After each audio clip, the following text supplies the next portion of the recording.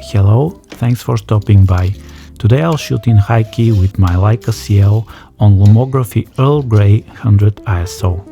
Later in the episode I'll show you my most favorite pictures and I'll reveal to you the inspiration for that project and my new method of getting inspired. But first, let's see what went wrong and did I succeed to stick to the initial idea and achieve the high key style. What is high key in photography? The simplest description is shooting light objects on a light background with diffused light, trying to achieve bright and soft image with minimal shadows and low contrast. In my project there was a twist element, namely reflection in mirrors. Why exactly mirrors, you'll understand later. Working on film, there is no way to check if the light is correct, so I had to rely, like back in the days, only on light meters and good hopes. The added difficulty was the mirrors, since the bigger the number of reflections, the lower the light, and some parts of the images might have get darker than desired. As you can see, the first problem was the synchronizer stopped working with the Leica. Only this particular Leica and only at that moment.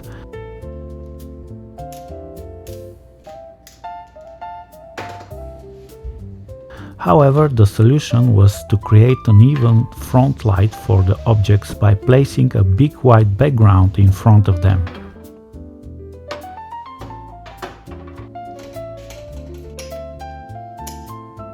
I was making sure to cover with white as much as possible from the mirror area, and for that reason I had to bring the backdrop closer to the set, since I had to use only one continuous light for the background and for the subjects.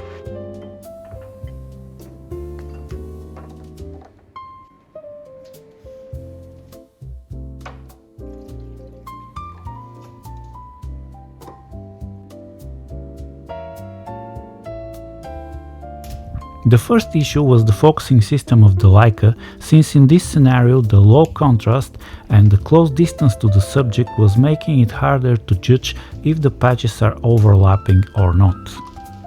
I was waiting for the moving patch to disappear to know that that's the minimum focus distance.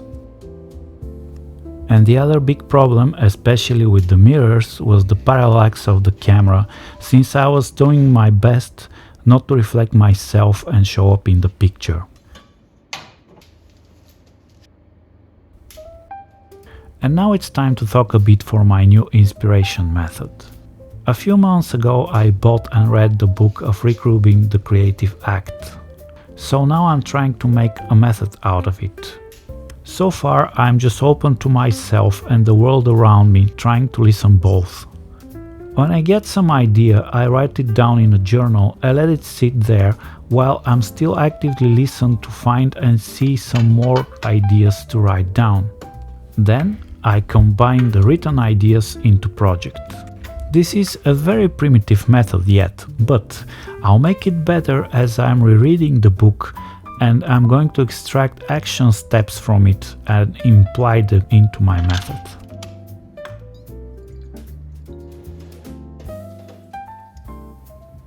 For today's video I was inspired by the books of Albert Watson and Helmut Newton, both using mirrors in their shots. And something that I really hated while studying photography was the high and the low key techniques. They were too artsy for my desire for fashion and commercial photography. And that's how the high key reflections was born as a project.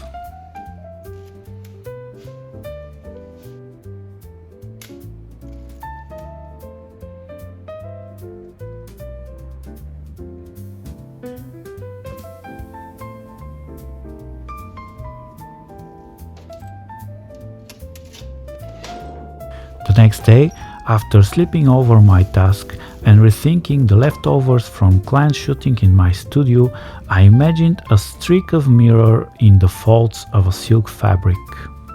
And to make it odd, the reflection in the mirror was going to be balloons.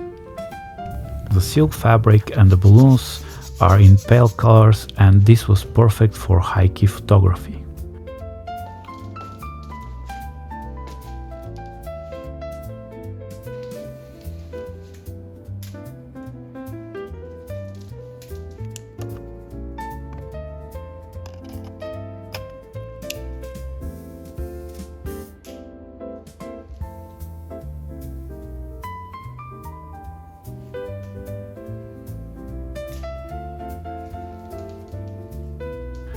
After finishing the first roll, I decided to test another synchronizer, since recently I was shooting with the Leica with an external flash and I was almost 100% sure that the issue was not the camera.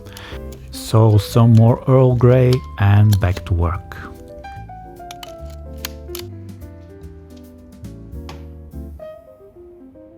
I can't describe you the joy that I've experienced when I had the ability to use my strobes.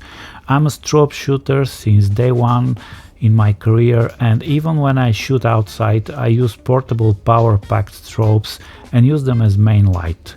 So for me to rely on one continuous light was unpleasant and challenging.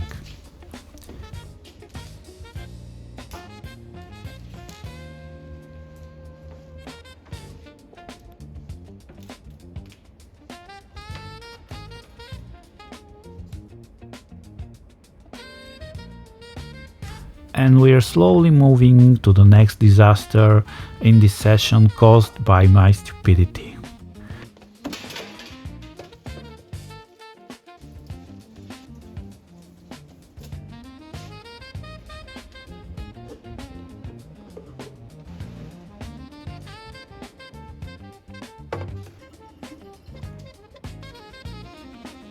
These frames was realistic reflection of the situation, and it was not good.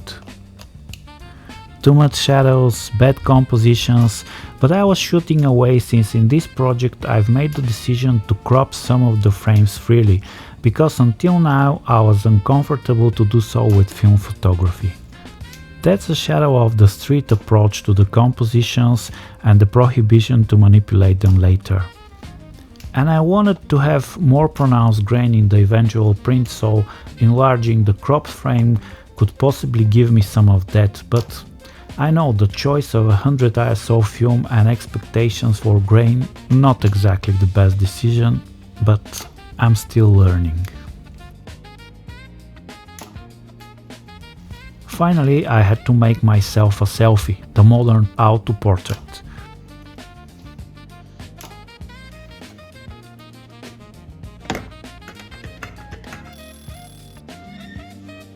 To all of you that are still watching, a huge thank you.